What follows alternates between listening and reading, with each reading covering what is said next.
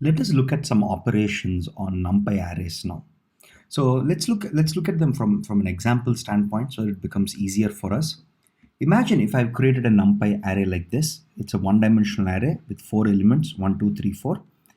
And if I say, and this NumPy array is stored in a variable called a. Now if I say a plus 1 here, if I say a plus 1, here 1 is a scalar, right? It's not a vector or it's not an array, right? So if when I'm adding a scalar, what happens is this 1 gets added to every element here.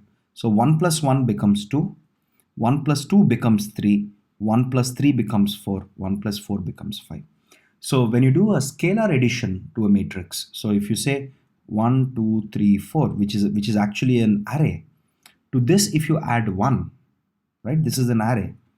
To an array like this, if you add 1, this 1 is added to every element of the array, and what you get is this, right? So this is called a scalar addition. Similarly, if you have this array A, and if this operator is nothing but the exponent operator, right? This operator is nothing but the exponent operator. So when I do A star star 2, what happens is it takes each of the elements of A and computes the square of the element, because exponent 2 is nothing but square, right? So 1 square is 1, 2 square is 4, 3 square is 9, 4 square is 16. So this is also a element wise operation. If you notice, all these operations are element wise because they operate on each element individually. Now similarly, let's take a slightly different operation between arrays now. So what is our A? Our A was 1 to an array which is like this. It's not a list, it's an array, right? This is a NumPy array, not a list. Okay, now I'm saying B is np.ones 4 plus 1. So what happens to B I'm saying is np.ones 4, which means it creates an array of length 4. Now I'm adding 1 to it, which means all of these values become 2, right? All of these values now become 2. Now I'm saying A minus B. So what happens when I do A minus B? What happens is 1 minus 2 is minus 1. 2 minus 2 is 0. So what it's doing is it's doing element wise subtraction, because both A and B are arrays right now, and hence it's doing an element wise subtraction. 3 minus 2 is 1, 4 minus 2 is 2. Now if I do A star B, remember here A and B are both arrays. When I do A star B, what happens is it does component wise multiplication. This is called element wise multiplication. So it multiplies 1 with 2 to give you 2, 2 with 2 to give you 4, 3 with 2 to give you 6, and 4 with 2 to give you 8, right? So this is basically addition and multiplication of arrays. This is basically addition and multiplication of arrays of same size, right? Now let's look at a slightly different variation. There is something called, so when I say np.diagonal 1, 2, 3, 4, what do I get? I get basically a diagonal matrix which is 1, 2, 3, 4, 0, 0, 0, 0, 0, 0, 0, 0, 0. Right? This is what I get. I get a matrix like this, a 4 cross 4 matrix, which has 4 rows and 4 columns. I get a matrix like this, right? Where the diagonal elements are 1, 2, 3, 4. Let's assume this matrix is C. Now if I do C star C, what happens? It multiplies this matrix with itself. It multiplies this matrix with itself. So some of you, or most of you, I'm assuming, have learned how to multiply two matrices. You basically take the first row, multiply with the first column and sum it up. Similarly, you take the first row, second column and multiply it up, so on and so forth. And when you multiply these two, what you get is a matrix like this.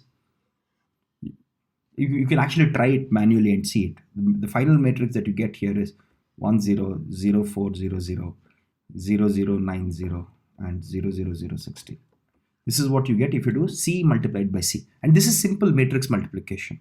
This is simple matrix multiplication that most of us would have learned in a 10th grade or in a 11th grade, typically, right? So very simple matrix multiplication.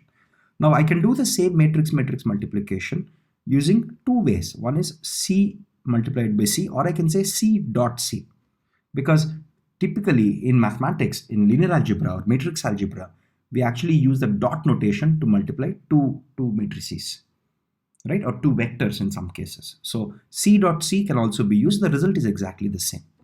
Okay. So this is matrix multiplication. Now let's look at comparisons. Now imagine if I have two NumPy arrays.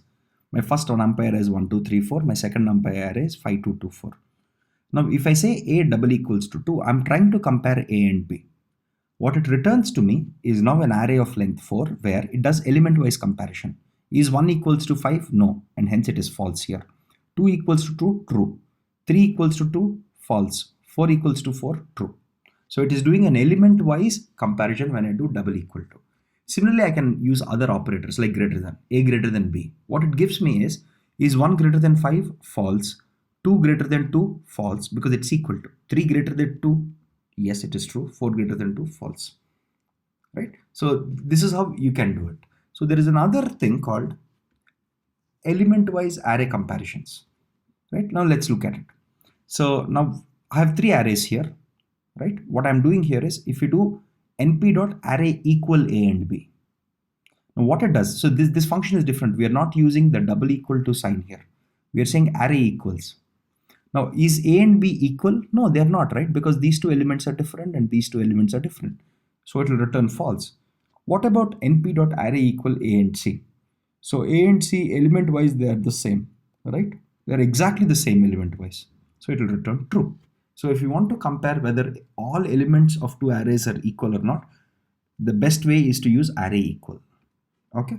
Now let's go and look at some simple logical operators. Again, very, very straightforward. Suppose if I have two NumPy arrays, here I'm saying that the data type is Boolean, right? I'm giving a vector or I'm giving a list of ones and zeros, 1 representing true, 0 representing false. Now I can do basic logical operations like logical or logical and using these commands in NP or using these functions in NP, right? Very, very simple, nothing very fancy here. Okay, having said that, now let's go and look at some slightly more interesting mathematical functions. Now here I'm saying A equals to np.arrange 5, which means I get an array which looks like this. I can say np.sin A. Then what it will do is compute sine theta, the trigonometric function sine theta, right? It will the trigonometric sine to each of these values and returns me an array. Similarly, I can compute log. Right, but remember log of 0 is not defined and hence it returns minus infinity. Right, log of 1 is 0, log of 2, log of 3, log of 4. Right, so you can apply functions like sine, log, or exponent. Exponent basically means e power x. Okay, e is a special mathematical symbol which is called the base of natural logarithm. If you don't know that, it's okay. We'll anyway encounter e a lot of times in probability statistics and in machine learning in general. So we'll relearn this concept. So it's basically doing e power x for each of the values. And e power 1 is 2.718. Okay, so you can apply mathematical functions like sine, log, exponent because they all are available in NumPy automatically for you. And it does element-wise operations here. Okay, now let's look at what happens if you're trying to. So this is a very fun thing. Imagine if I have a NumPy array of 0, 1, 2, 3. Right? Because I'm saying np.arrange 4.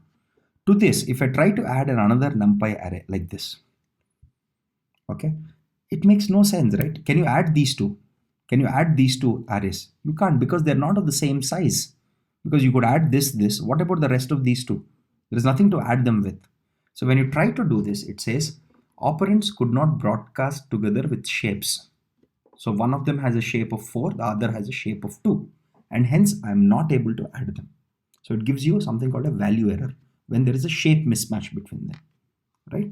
So now let's look at some very basic commands that you can do. So we learned about reduce functions, right? Reduce functions take a list or an iterable data structure and it returns some value of it.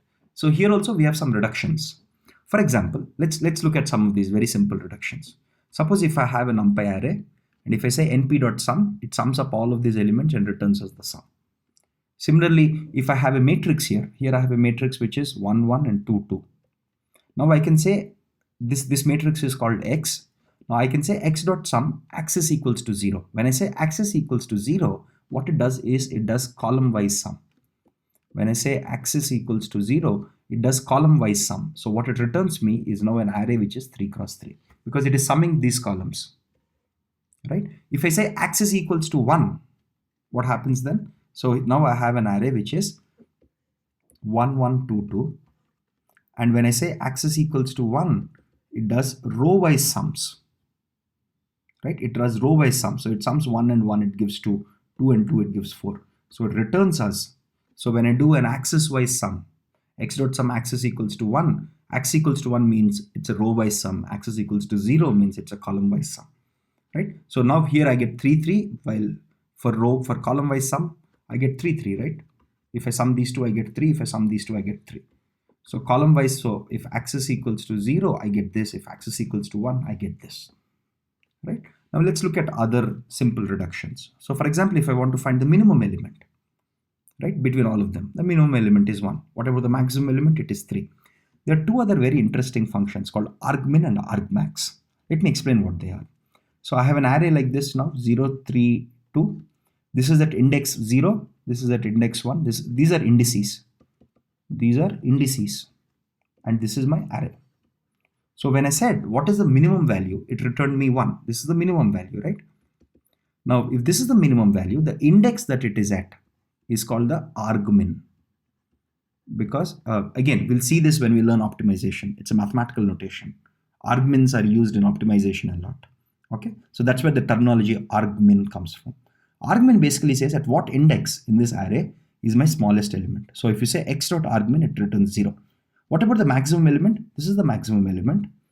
And what is the index it is at? It's at 1. So which means this becomes the argmax, right? So if you say x dot argmax, you get 1 because at index 1, you have the largest element, right? So argmax and argmin are important. Anyway, we'll revisit them when we learn optimization later in this course, right? Similarly, you have some of these very, very simple functions like all.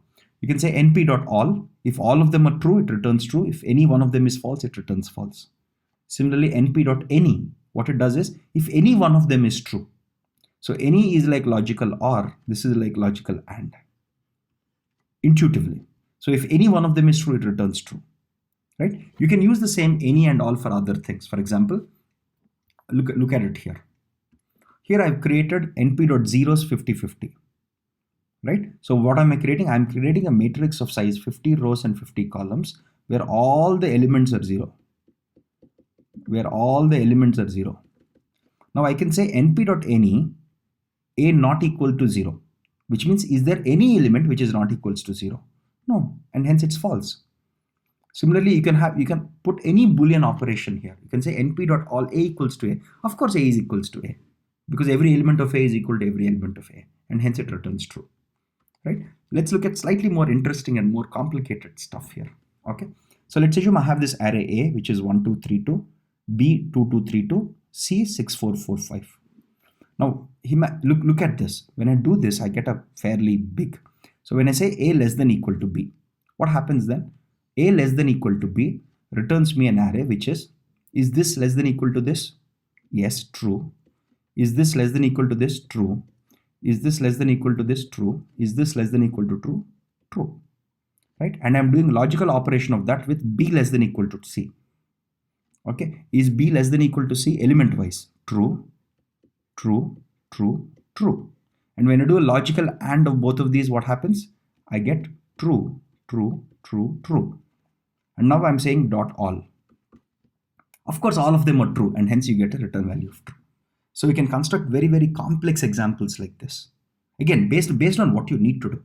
So literally in one line of code, you have tested whether every element of A is less than equal to B, and every element of B is less than equal to C or not. Literally in one line of code, you have done the whole thing.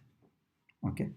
Which otherwise you would have to write a for loop comparing them, again a for loop comparing these two and stuff like this. Now you could achieve all of that literally elegantly in just one line of code. Okay. Now let's look at some very simple things. Suppose if I have two arrays, suppose I have an array like this, 1, 2, 3, 1, right? If I compute x dot mean, which gives me the average value, which is 1.75. Similarly, I can compute median. Now, if you do not understand what mean and median are, we explain them in the exploratory data analysis chapter. Okay, so don't worry what you do if you don't, they're basically mathematical operations. Similarly, y is now an array. Y has 1, 2, 3, and 5, 6, 1. This is my y, right? Now, if I say, compute the median of y, right? And axis equals to -1. So when I say axis equals to -1, it means the last axis. Now I have two axes here, right? My axis 0 means columns.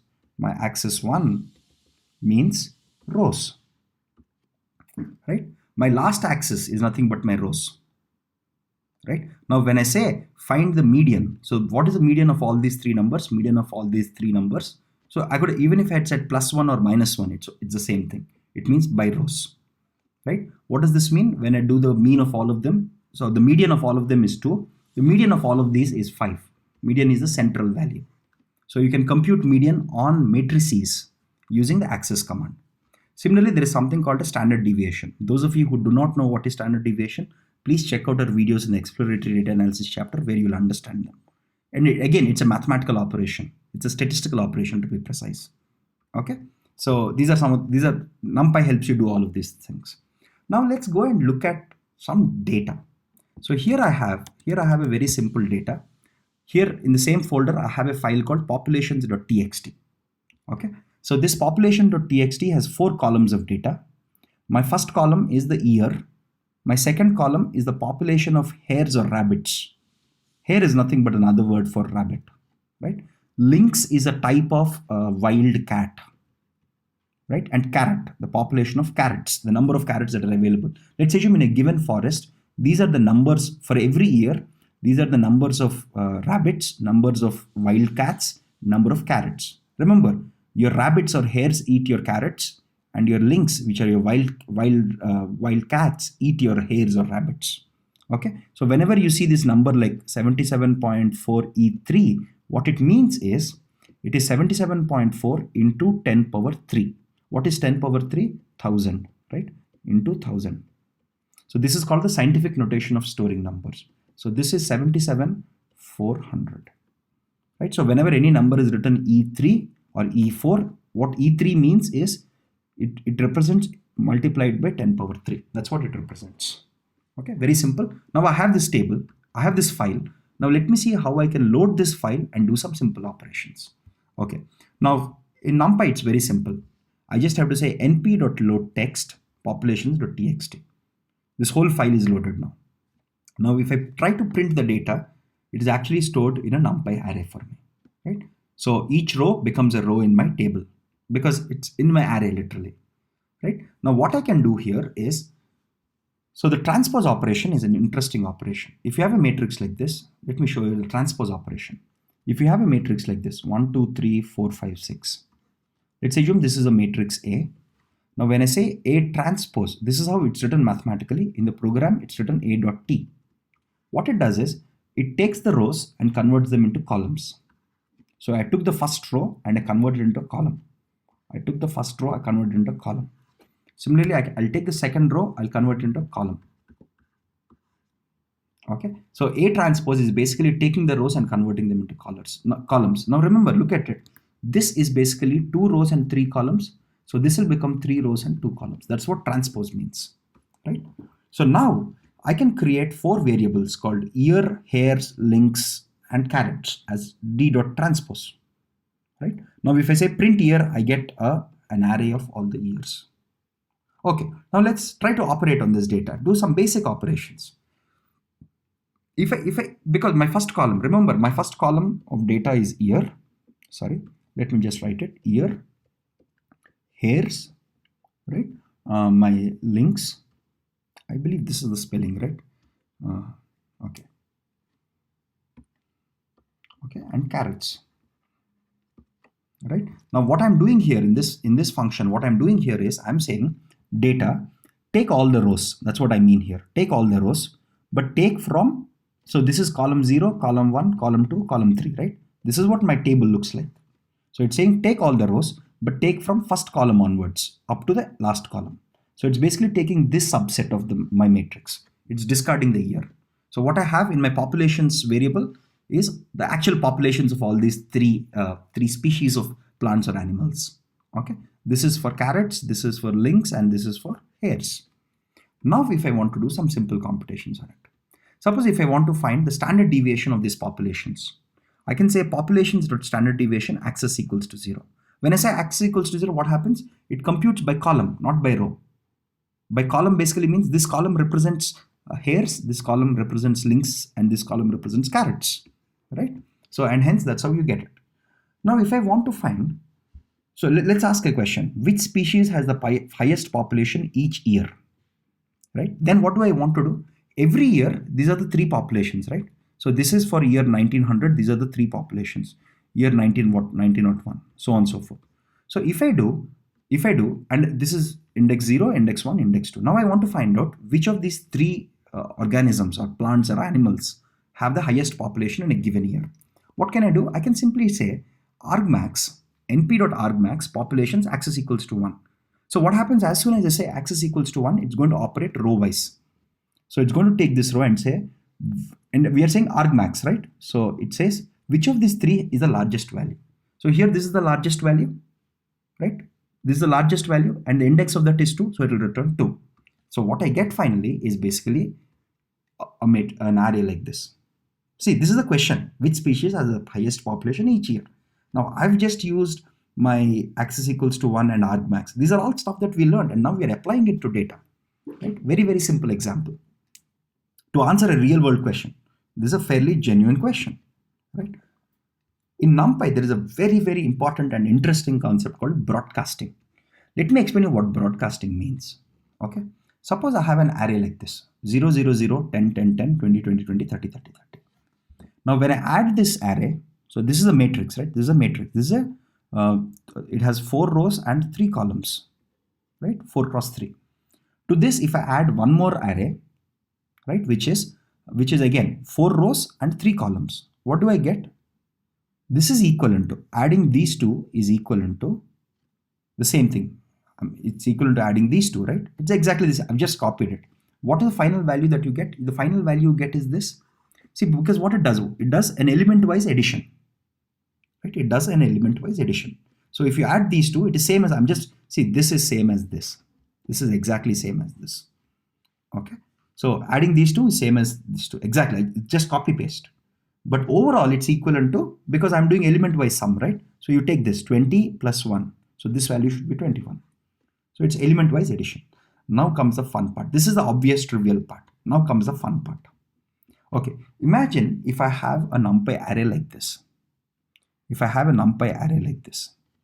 Now I can add this to another NumPy array which is just 0, 1, 2. Broadcasting, basically what it does is, now it tries to adjust the second array. What it tries to do is it replicates this array so as to fit this size. Because the number of columns here is 3. Here also the number of columns is 3. Here the number of rows are 4. Here the number of rows is 1. So what it will do is, it will simply, so this addition will be equivalent to, it will replicate these number of rows. It had only 1 row initially, right? So it will create 3 more rows and then it will add up everything to result in the same thing. Right? Elegant. Now there is a third way. Imagine, see, if you notice, it is this, when you replicate it thrice, you exactly get, these 3 rows are exactly the same. So what if I just have this row and I just have this column? Sorry, I just have this column and this row. Now when I try to add it, and if I say replicate this 3 times and replicate this 4 times, when I say replicate this 3 times, what happens is it creates this new matrix. This is the original matrix. It's now replicating the same thing 3 times. When I say replicate this 4 times, it replicates this 4 times now. And now when I add these two, I get the exact value. We'll see this with some code example. This concept is called broadcasting. This whole concept is called broadcasting in NumPy. It's very, very unique to NumPy actually. Okay, now let's take an example. Okay. I'll change this code slightly. So there is this function called tile, which will pile up these tiles, right? It's literally like these tiles being piled up. Okay. So let's look at it. Let's look at an example, right? So here I'm creating a NumPy array 0 to 40 with intervals of 10, which means now it creates 0, 10, 20, 30. This is the array this part creates an array. It's a one-dimensional array, right? Now what I'm saying here is replicate this 3, 1, which means replicate this 3 times. Replicate this 3 times in terms of rows. So when I replicate the same thing 3 times in the rows, what happens? I get this. I'm replicating 3 times in the rows. what I get is this. In the column space, this 3 basically means replicated 3 times. So this 3 is the same as this 3. These 3 times I'm replicating. This one says replicate this only once, right? And now what I get, my np.tile, when I print a, what I get is exactly this.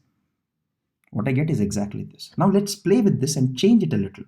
Okay, let me change this code also a little so that it becomes easier for us to read it.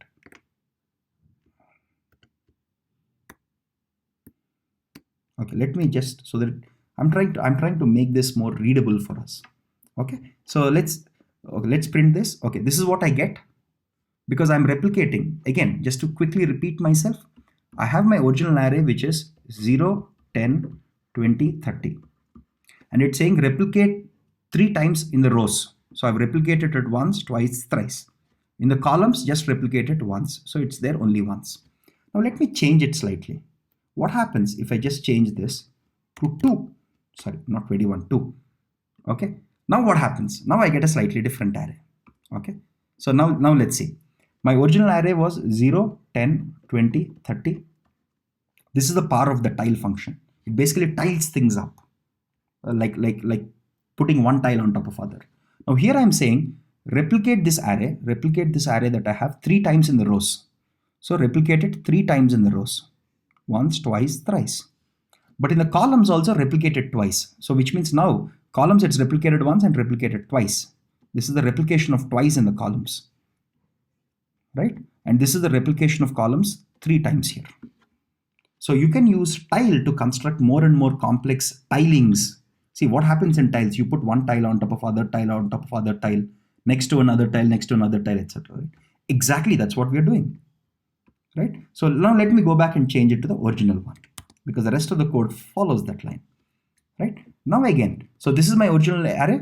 Now if I transpose it, what do I get? I get 0, 10, 20, 30, 0, 10, 20, 30, 0, 10, 20, 30.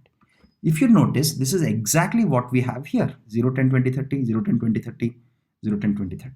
And I've created this using, so and I'm saying A equals to A transpose. So this becomes my new A.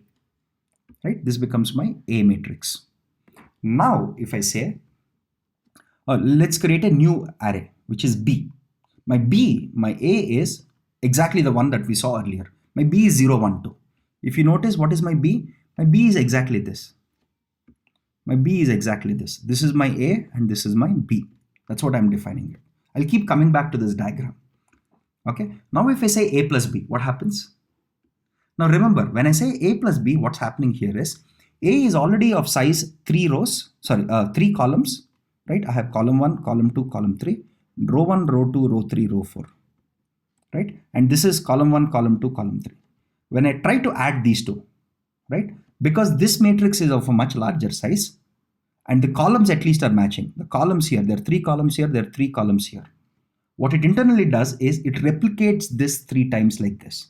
It replicates this, 4 times because I have 4 rows. And it adds them up and this is the result I get, right? So let's see the result that we get when you do that. All I'm doing here is I'm taking my A, my B is this, I'm saying A plus B and I get what you expect, which is exactly this result, right? Now let's do something much more fun. Now so we have seen this case, right? So there are 3 cases here. This case is the obvious case. It's basically element-wise addition. We have seen this case. Now let's look at this case. So I'll create this as A and I'll create this as B, and now I'll try to add and show you that broadcasting, this concept is called broadcasting in NumPy. I'll show you that broadcasting works as we expect. There is a small catch here. Let me explain you that. Okay, so I'm saying A is a NumPy array, which is 0, 10, 20, 30, right? Now, it's of size 4. Now, there is this new function which says np.newAxis. Now, remember, this is a one-dimensional array. Okay, I need to convert this. I need to add a new axis here. I need to convert this to a 2D array, right? So when I say A equals to A, all the rows, and np.newAxis, and when I create this, what it creates now is actually, see, earlier it is a one-dimensional array. Now it gets converted to a 2-dimensional array, right? With 4 rows and only 1 column. Because that's what my data is, right? Now if I try to print A, my A looks like this.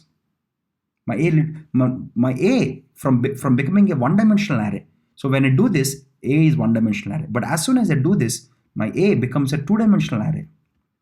My A becomes a two-dimensional array where I have only 4 elements, but in 4 rows and 1 column. Now, since I've changed this to an array, to a 2D array, since I've changed this to a 2D array, I can do A plus B. And it will give you the result that we expect. So what we've done here is, here we have a 1D array. We converted this 1D array to a 2D array. And then to this 2D array, we added this. Then everything works out. Now what happens if I don't add the 2D array? If I don't have this step, what happens? If I don't have this np.newAccess, what is this literally doing? It's converting from 1D array to 2D array. If I don't do this, this addition will not work. It will say sizes don't match and hence error.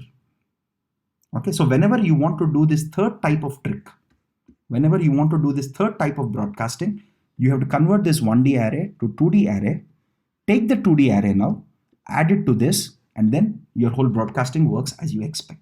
That's a small catch there. It's very, very important. If you just try this code without doing the np.newAccess, and it will fail. Now let's go to some simple array manipulations. Okay. So there is an operation called flattening, a very important operator actually. We use it extensively in data science. So here I'm creating an array which is 1, 2, 3, 4, 5, 6. It's a 2D array, of course, right? When I say a.ravel, R-A-V-E-L, what it does is it converts this array into this two-dimensional array into a one-dimensional array, such that it first reads the first row, 1, 2, 3, puts them here.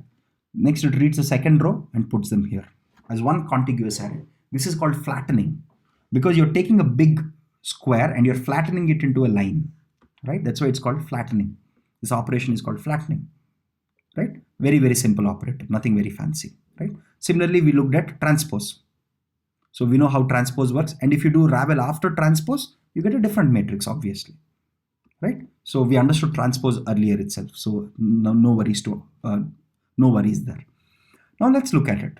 If you want to reshape a matrix, this is fun. What is our matrix? 1, 2, 3, 4, 5, 6, right? 1, 2, 3, 4, 5, 6. This is our matrix. And it has 2 rows and 3 columns. I'm printing the shape and I'm printing the matrix itself. Now, if I say b equals to a.ravel, what happens now? My b is 1, 2, 3, 4, 5, 6. Now I can again do b.reshape 2 cross 3. Then I will get my original A matrix here. So Ravel is a function to flatten, and reshape is another useful function, which if you give it a flattened value, it will reshape it into other values. As long as, remember, here in a 2 cross 3 matrix, I need 6 values. And if there are 6 values here, it will work. Otherwise, it will give you an error. Okay, very, very simple. So reshape is also a very, very useful function. Now comes the fun part. Now remember what I've done. B is now nothing but a raveled or flattened form of A, right? And B is been reshaped slightly. Now if I say B0, 0 equal to 100. Okay, so what am I doing? I'm changing my this value to 100. If I print A now, my A's value also is changing, because what NumPy does internally is NumPy is storing the whole matrix internally for both A and B the same. Internally, it's storing in the same memory location. So whenever you change the memory location, it is not copying. It is not copying the values of A into B. Sometimes it does. That's what you have to be slightly aware of. But in this case, what's happening here is because NumPy wants to optimize memory storage, because the data inside is still the same, right? So whether you're flattening it or whether you're reshaping it, NumPy stores that data internally in some format. Okay, so it doesn't care. So when you change your B value, your A's value, so I'm printing A and my A value also has changed, because both A and B are pointing to the same location in memory. But beware, reshape may also return a copy sometimes. Like for example, in this case, right? You have a NumPy array of zeros of 3 cross 2, and now you're transposing it, reshaping it and things like that. When you change B, your A hasn't changed. So sometimes you have to be very, very careful here. This is one type of mistake that happens a lot when you're reshaping values. Okay, now let's look at so we saw how to use new axes, right? To add a new axis to your data. So now let's look at it. Okay, here I have Z is my NumPy array, which is 1, 2, 3, which is a one-dimensional array. If I want to convert this into a two-dimensional array, all I have to do is this. We saw this new axis example, right? A while earlier when we were doing broadcasting examples, right? Similarly, now comes Now comes the fun part. Okay. Suppose if I want to arrange, suppose I want to construct this matrix. Again, this is of, it has a shape of 4 cross 3 cross 2. It's not a two-dimensional matrix. It's a three-dimensional matrix. It's a three-dimensional matrix with 4 cross 3 cross 2, which means it has 4 matrices of sizes 3 cross 2. It has 4 matrices. Okay. And each matrix is of size 3 rows and 2 columns. That's how we can think of three-dimensional matrices. Okay, tensors, as I told you earlier. Now I can arrange all these values. So now I'm saying np.arrange. How many values do I need to fill a 4 cross 3 cross 2 matrix? I need 4 into 3 into 2. So that's about 24 values I need. So I'm saying np.arrange 24. So it's going to arrange all of them into one array like this. 0, 1, 2, 3, 23. And now I'm saying reshape them into this. So now it's reshaped them, and when it typed the shape value, it says it has 4 matrices of 3 rows and 2 columns each. This is how it exactly looks.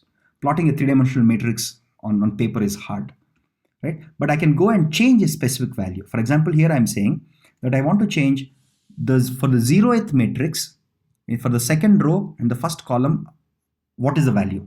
That's what I'm trying to answer. Or I can allocate a value here. So let's try to find out, right? Now here we have 4 matrices. So what is the size? 4 cross 3 cross 2. We have matrix 0, we have matrix 1, we have matrix 2, we have matrix 3. And each of these matrices has 3 rows. Row 0, row 1, row 2, and column 0 and column 1. So when I say A021, it goes to the 0th matrix, second row, and first column. The value is 5. So that's what it printed. This is how you understand indexing in high dimensional arrays or in multidimensional arrays. Okay, so again, not very hard, but you have to be slightly careful. Now let's look at it like this. Okay. Now if I say np.arrange 4, what do I get? I get 0, 1, 2, 3, right?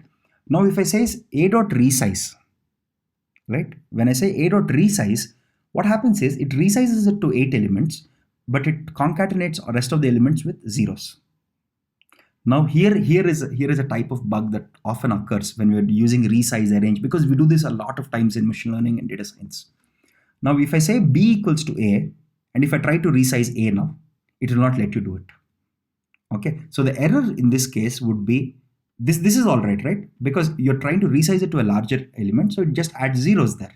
That's perfectly all right. But if you have referenced, or if you have another variable pointing to the same thing, so in A you have these values, right? 0, 1, 2, 3, all zeros. Now if I try to have B also assigned to it, and if I try to resize it now, it says cannot resize an array that references or is referenced by another array. Okay, that's a value error.